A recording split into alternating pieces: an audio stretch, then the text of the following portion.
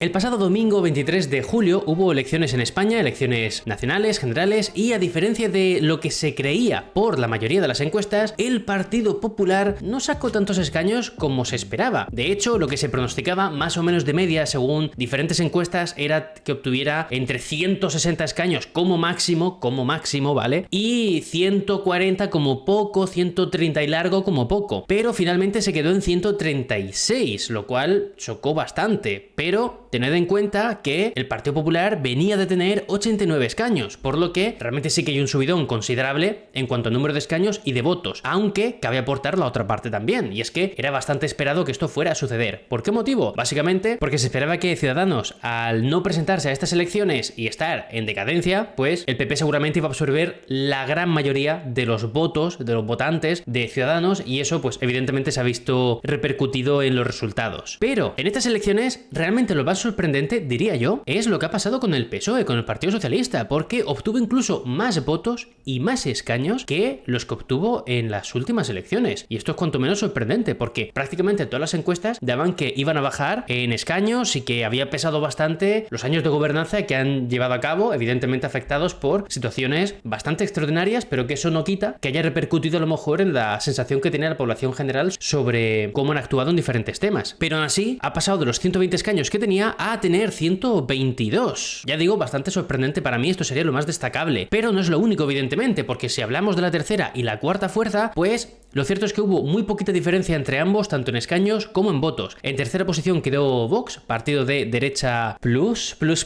¿Cómo de sensible se va a poner la gente con esto? Bueno, quedó en tercera posición con 33 escaños y con apenas unos 15.000 votos menos. En cuarta posición quedó Sumar, con 31 escaños, y que venía básicamente a ser una coalición de fuerzas de izquierdas desde los verdes hasta la izquierda plus.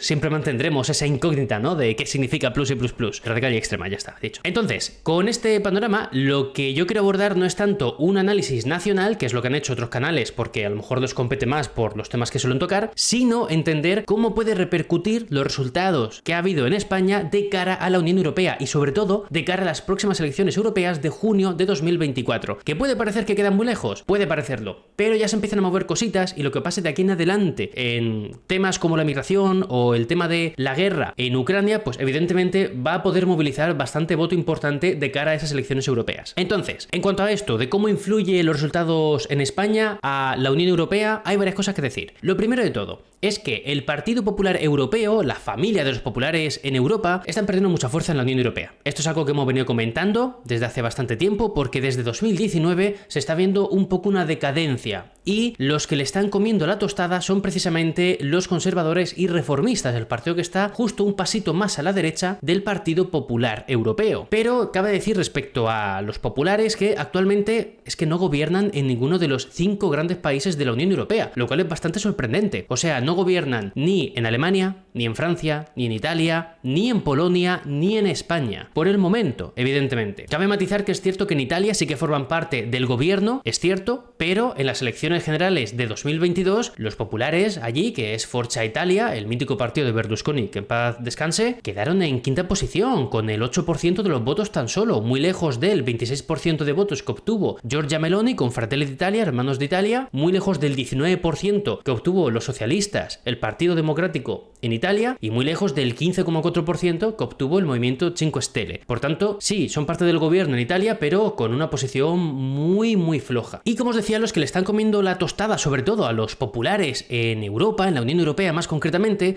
son las fuerzas del ECR, de los conservadores y reformistas. Por tanto, con estas elecciones en España, seamos sinceros, el Partido Popular Europeo, esa familia de los populares, tenía muchas esperanzas puestas en que pudiesen recuperar uno de los grandes gobiernos de la Unión Europea, que pudiesen al menos tener un gobierno en España y así recuperar un poquito de fuelle, recuperar un poquito de potencia, digamos, de busteo de cara a las elecciones europeas de 2024. Sin embargo, pues ahora el panorama, como ya habéis visto por los escaños, 136 para el Partido Popular, 122 para el Partido Socialista, pues está muy complicada en cuestión de bloques que gobierne el Partido Popular, pero es que también que gobierne el Partido Socialista. Habrá que ver qué pasa, evidentemente, y no se descarta ahora mismo una repetición electoral que se daría a finales de 2023, y que por lo pronto, aunque mucho puede cambiar la cosa, se supone que esto beneficiaría más al Partido Socialista, aunque ya digo, Esto no se sabe y nunca está confirmado al 100% hasta que tienen lugar esas elecciones. Por tanto, mini conclusión de este primer punto respecto a los populares. Yo diría que es un poco un fracasito, en pequeño lo pondría, para el Partido Popular Europeo. ¿Vale? Me estoy refiriendo de nuevo a Europa, a escala de Unión Europea. Sobre todo, creo que es fracasito por las expectativas que había de que podían tener uno de los grandes gobiernos de la Unión Europea, uno de esos 5 grandes países. Al final, sí, no es fracaso del todo porque son primera fuerza, suben en escaños y en presencia en España. Pero si no conforman un gobierno, al final, pues creo que le vas a ver a muy poco el haber ganado las elecciones y haber conseguido ese incremento de votos y de escaños, la verdad. Luego, en cuanto a las fuerzas socialistas, de nuevo, a nivel de Europa, de Unión Europea, lo cierto es que yo creo que pueden estar bastante contentos porque parece que el PSOE ha aguantado con bastante fuerza en España, más de lo que se esperaba, estos son datos, como os he comentado, y esto puede que les siga dando algo de fuerza a los socialistas que gobiernan en uno de los grandes países como es Alemania y que son segunda fuerza en Italia, si hablamos de nuevo de esos 5 grandes países del top 5 de la Unión Europea. Ahora, en cuanto al resto, me resulta más difícil analizarlo, la verdad, el impacto, por ejemplo, de los resultados de Sumar, ya que al final acaba siendo una conglomeración de partidos de la izquierda, del grupo de la izquierda en el Parlamento Europeo y también de los verdes. Por tanto, es bastante difícil analizar cómo puede impactar esto, pero creo que de manera negativa no impactaría, creo yo, el resultado que han tenido. Creo que es bastante positivo de cara a, de nuevo, Europa, ¿no? Como concepto. Pero me parece mucho más interesante analizar el punto de Vox, el caso de Vox, que podría ser, creo yo, el gran derrotado de la noche electoral del 23 de julio. O sea, venía de unos años en los cuales no paraba de subir, incluidas las elecciones europeas de 2019, y se ha pegado un batacazo, ha bajado casi 20 escaños, y además es que venía de nuevo, no solo de subida a nivel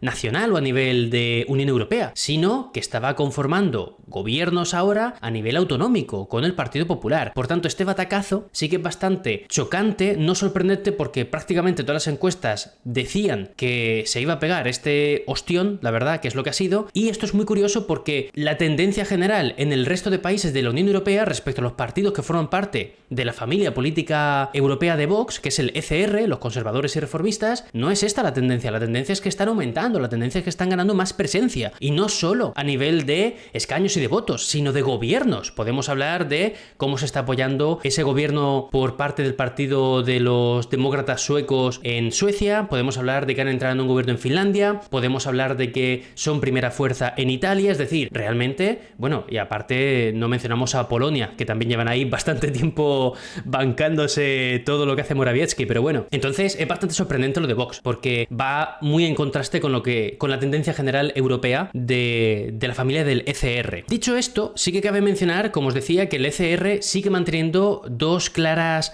cabezas, dos claros líderes, que son Morawiecki, Mateusz Morawiecki, primer ministro en Polonia, y Giorgia Meloni, primera ministra en Italia. Por tanto, no sé si el batacazo de Vox realmente puede llegar a afectar a nivel de la Unión Europea. Creo que no va a sumar, evidentemente, pero yo no descartaría todavía que Vox pueda hacer una buena campaña electoral de cara a las elecciones europeas de junio de 2024. Sobre todo si, como os decía, hay ciertos temas como la migración o la invasión rusa de Ucrania que se ponen como muy candentes nuevamente y entonces pueden aprovechar para movilizar mucho voto, sobre todo euroescéptico diría yo, y de esto hablaremos luego en otra noticia. Pero respecto a Giorgia Meloni sí que quiero decir que ojo, cuidado con esto, porque desde hace ya bastantes meses Manfred Weber, el líder de los populares europeos, ha estado bastante en contacto con Giorgia Meloni, ha habido reuniones públicas y se ha tanteado públicamente que Giorgia Meloni pase a formar parte de la familia de los populares de cara a las elecciones de 2024. Esto sería un busteo bastante interesante para el ECR, porque es cierto que ahora mismo Fratelli d'Italia, el partido de Meloni, obtuvo en las últimas elecciones 9 escaños tan solo. Es bastante poco, pero esas elecciones fueron antes del incremento bestial que tuvo en Italia, y lo que yo esperaría de Fratelli d'Italia en las próximas elecciones de junio de 2024, las europeas me refiero, es que pueda llegar a obtener un resultado como el que tuvo Matteo Salvini con la Liga Norte en 2019 en las europeas, que obtuvo 29 escaños.